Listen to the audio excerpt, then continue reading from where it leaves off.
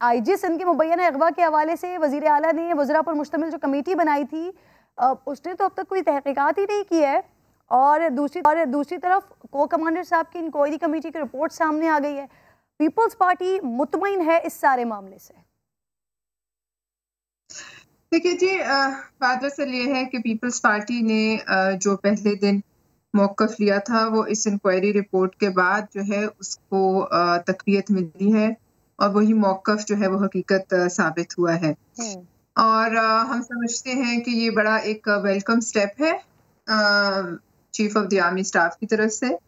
और इसीलिए बिलावल भुट्टो साहब ने ये अपील की थी, उस वक़्त रिक्वेस्ट की थी chief of the army staff से और DGI से कि वो इसमें जो है तहकीकात करें और देखें कि क्या मामला थे। अब बात दरअसल ये है कि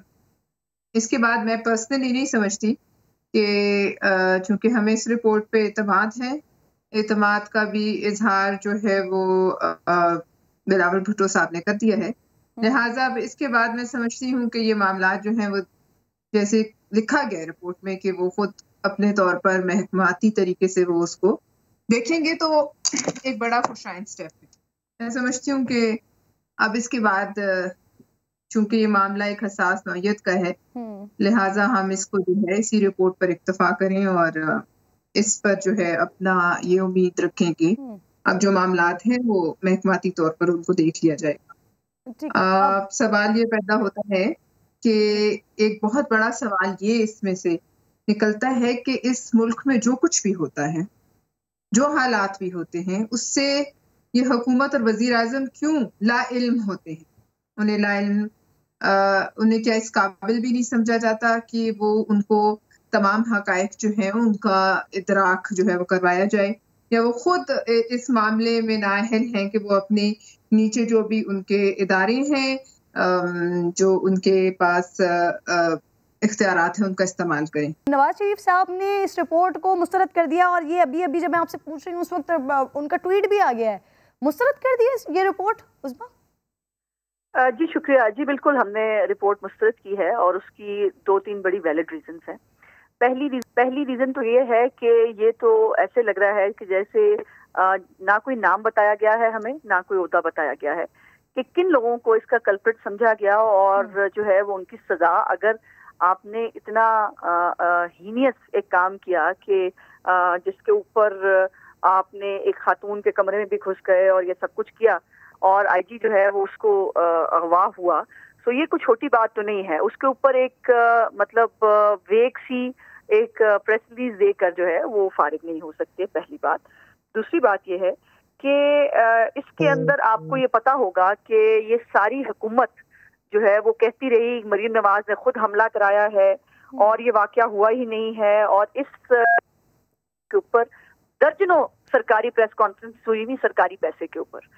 मेरा सवाल अब यहाँ पर यह है कि जो हम कह रहे थे वो वैलिडेट हुआ कि ये एक साजिश थी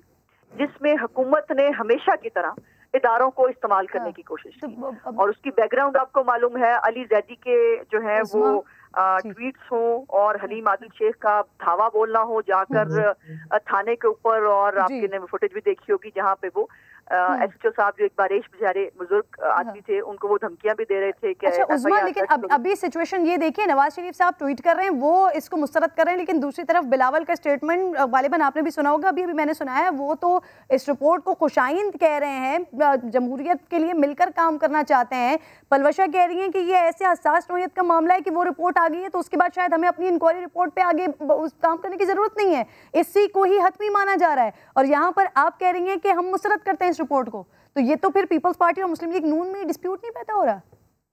नहीं, डिस्प्यूट PMLN और उसके बीच में नहीं हो सकता। एक इशू के ऊपर अपनी अपनी एक राय हो सकती है, इनकी एक अपनी राय है, और चूंकि ये इस वाक़े के फरीक हम हैं, हुआ हमारे साथ था, और ज़ाहिर है पीपल्स पार्टी वहाँ पे हुकूमत में है तो वो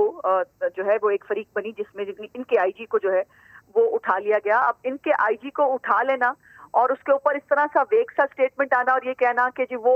पुरजोर अवाम के जो है वो दबाव पे उन्होंने ये हरकत की थी, और आपको ये मालूम होगा कि कहा गया हमारे पास सबूत मौजूद है, कत्ल की धमकियां दी गई, اور یہ جو میں نے بات کرنے کی کوشش کری تھی کرن، وہ اس لیے ضروری ہے کہ مجھے پوری کر لینے دیجیے، وہ یہ ہے کہ حکومت نے ہمیشہ کی طرح اداروں کو استعمال کیا،